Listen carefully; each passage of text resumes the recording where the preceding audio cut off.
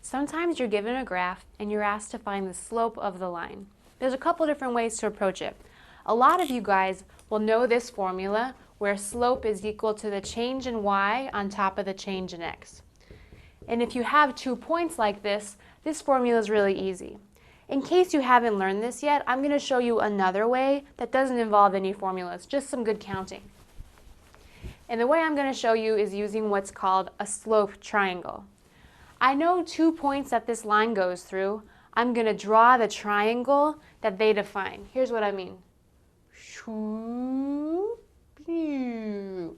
There it is right there. That's what I'm going to call a slope triangle, and that'll help me to count the vertical change and the horizontal change. Here's what I mean. The vertical change is how much there's a difference going up and down. So I have 1, 2, 3, 4, 5 boxes.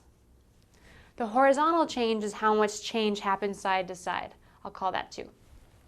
So my slope number is going to be something using the numbers 5 and 2. Remember that slope is written as change in y on top of change in x. So my change in y was 5, my change in x is 2.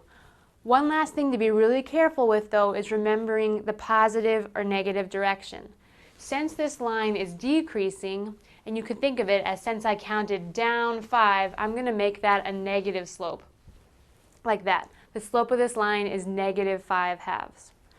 One last way I could have drawn this triangle is I might have drawn it instead of below the line, I could have drawn the slope triangle above the line, and here's what that would look like. If I erase this, and instead of drawing it below the line, maybe I saw the triangle as being above the line like this.